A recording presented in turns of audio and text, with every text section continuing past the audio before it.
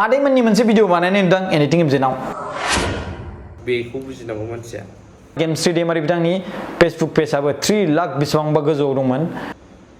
भिडिअआ एसे गोलाव जानो हागौ आं जेबो बुंथ'ले लास्टआवसो बुंगोन आं लास्टआवहाय जोबनायाव खिन्थु मानगोनां प्रमद बर' सारनि प्रफाइलखौबो बेबायदिनो मा होनदों बेखौ कन्ट्रल लानो थाखाय शेयार खालामदोंमोन नाथाय बेवहाय बेखौहाय मानगोनां प्रमद बर' सारा बेखौ सांग्रांथियाव दं नालाय बिथांनि पेजखौ सामलायगिरि बिथांमोना बेखौ ब्लक खालामनानै दोनबाय आरो रायजो राजाफोरनि सिगाङाव बेखौ फोरमायनानै होबाय।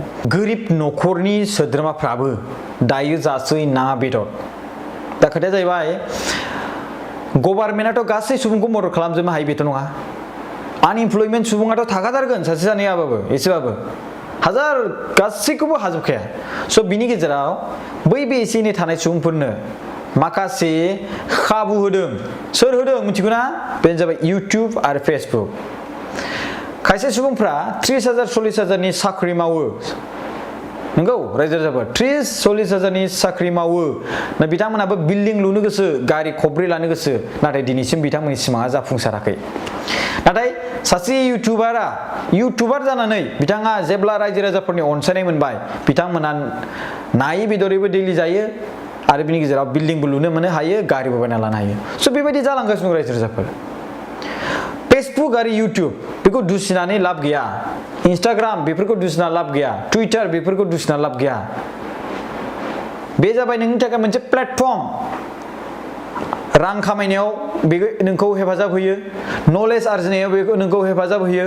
गोबां बिथिङाव नोंखौ बे मदद खालामो रायजो राजाफोर। नोंनि सायाव बे बाहायनाया। नाथाय नोंथाङा जुदि बेखौ आर्निं सर्स हिसाबै जुदि बाहायोब्ला नोंथाङा बेखौ नलेज हिसाबै बेखौ बाहायोब्ला yes definitely you can earn lots of money using your brain. नोंनि दिमागखौ बाहायनानै बेवहाय गोबां रां खामायनो हायो। टेक्निकेल गुरुजियाव दिनै दुबाइ बायदियावहाय प्लेट बायना लानो हादों।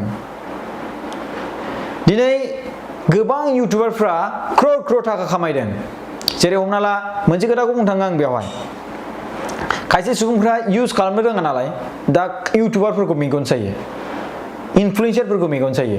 गाव इउज खालामनो रोंला गावहा भिउ जाजाला। स' बिनिफ्राय एसे जानगाराव था। You have to live from this. नों बिनिफ्राय एसे गोजानाव था। नों बिनिफ्राय एसे जानगाराव थानाया साबसिन। मानो होनबा नों बिनि थाखाय लाइकआनो नंखाया। दुसिनानै लाब गैया इउटुबखौ फेसबुकखौ। नों जुदि नलेज नांगौब्ला येस नाय आरो बिनि गेजेराव नलेज आरजि इउज नोङो प्रेक्टिकेलि बेखौ। बाट नों जुदि आर्निं खालामनो लुबैदोंबा इउटुबाव नङा होमबा? स' इउटुब सासे क्रिएटर कन्टेन्ट क्रिएटर जानांगौ। दिनै क्रर थाखा खामायदों रायजो राजाफोर क्रर थाखा। नाथाय मोनसे खोथा बेनो कि नों बाहायनो रोङा जायनि जाहोनाव नोङो गुबुन बाहायग्राफोरखौ मेगन सायो। स' बेफोरखौ नोङो जानगाराव दोननानै वेस्टिं खालामालासिनो नोंनि माइन्डखौ नोंनि गोहोखौ नों बोरैहाय बानायनो हागोन बेखौ नोजोर हो। स' गभर्नमेन्टआ जायखौ मदद खालामजोबनो हाया बैसोर सुबुंफ्रा दिनै गावनि ब्रेनखौ इउटुबाव फेसबुकाव बाहायनानै रां खामायनो हायो आरो मदद होनो हायो। मोनसे इसोर बायदि जानानै फैदों। मोनसे मा होनो बेकआप गभर्नमेन्ट माने सेकेन्ड गभर्नमेन्ट होनना बुंजायो रायजो राजाफोर सेकेन्ड गभर्नमेन्ट। दा इन्डियान गभर्नमेन्टनियाव जेरै जेसेबांखिनि रायजो राजाफोरखौ मदद खालामनो सानदों गासैखौ हाजोबाखै। नाथाय इउटुबा बै जाय मानसिनो साख्रि होआ माने गभर्नमेन्टआ साख्रि मोना माने होनायावहाय मोनजोबासै साख्रिखौ नाथाय इउटुबा बैसोर सुबुंनो मोनसे आंखौ इउज खालाम नोंनि नलेजखौ बाहाय आंनियाव आरो आं नोंनो सेलारि सिस्टेम नोंनो आर्न खालामनो हानाय मोनसे रां होगोन। नों खालि नोंनाव जुदि टेलेन्ट दङब्ला नों जुदि नोंहा रोंगौथि दङब्ला येस इउज मी एन्ड आर्न मानि। बे मोनसे इउटुबा प्लेटफर्म होदों आरो बेखौहाय दिनै गोबां सुबुंफ्रा बाहायदों। गोबां सुबुंफ्रा खामानि मावनानै बेखौ आर्निं खालामनो हादों। नोंगौ इउटुब एन्ड फेसबुकावबो टुइटारावबो मोनसे पलिटिक्स जानो हागौ नाथाय बे गिदिर गोलावफोरनि थाखाय मोनसे बाथ्राखौ बुंनो सानदों एनिथिं एमजेआ बेयाव मोनसे बाथ्रा बुंदो दै। बाथ्राया जाहैबाय कि बेयावथ' 600 जन 300 जन 400 जनथ' सोरबा बा 200 जनथ' बेयाव खामानि मावना दंगासिनो दंना बिदि बुंदों। बे रांखौ जुदि गभर्नमेन्टनि सम्पति हिसाबै गभर्नमेन्टनि मोनसे कम्पानि बानायनायमोनब्ला अब्ला बेवहाय मा बै 300 जन 400 जना गभर्नमेन्टनि जानानै खामानि मावनो हायामोन नामा? बे बे सुइमिं पुलखौ जुदि गभर्नमेन्टनि नामाव बानायोमोनब्ला आरो गभर्नमेन्टआव हाबनाय टिकेट हिसाबै बेखौ प्राइभेटआव जुदि टेन्डार होलायनानै हायोब्ला जेरै नोंथांमोना पिकनिक स्पट बायदिसिना सरलपारा ओरैबायदि बायदियाव थांनानै नोंथांमोना बेयाव पिकनिक जाहैयो आरो फैसा होयो 50 थाखा 100 थाखा 200 थाखा गारि दोननाय मानायनि अब्ला बेयाव बे सुइमिं पुल बायदि बे पार्कफोर बायदिखौ अब्ला गभर्नमेन्टनि मोनसे सम्पति खालामनानै गुबुननो टेन्डार होनानै बेबायदि इउज खालामनो हागोन हायामोन बैफोर रांखौ दा दिनै एनिथिं एमजे फंबाया बेखौ मानिदों गनायदों जानांगौ जे नोंखौ हाग्रामा महिलारि सार बिथाङा बेखौ कारापसन खालामनानै बा माखासे जों खामायदों दा बिथाङा बिनिखायनोथ' बेखौ बुंदोंना बिथाङा खामायाखैथ' होनाखै बिथाङा बुंदों कि नाथाय जियानो हक बैयावथ' 200 जन 300 जन मानसिथ' दं बेबायदि बाथ्रा बुंदों मिन्स एनिथिं एमजेआबो एसे बेयावहाय माखासे बाथ्राखौ गनायदों जानांगौ नाथाय बिथाङा बै मानसिया खामानि मावनाय बिनियाव साइडआवल' बिथाङा सानबाय नाथाय आंनि साननाया मा बेखौ जुदि गभर्नमेन्टनि सम्पति बानायमोनब्ला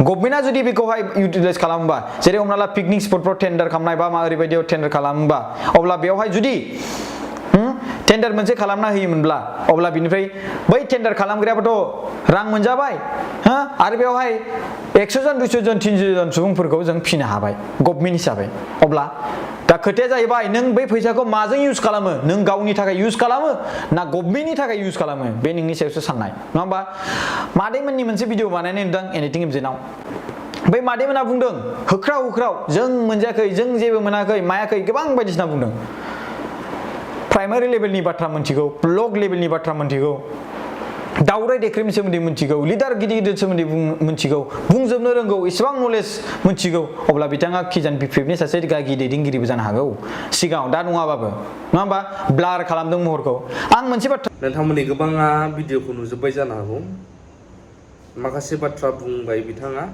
जोबोद मोजां जादों इउटुबनि मानि नोंथांमोना मिथिगौ जायनो गोसो क्रिएटर जानो हायो platform open platform for all YouTube बा फेसबुक दायो आंनि बुंनांगौआ बेनोल' लास्टावहाय नोंथांमोना मा बुजिखो बुजिया आं मिथिया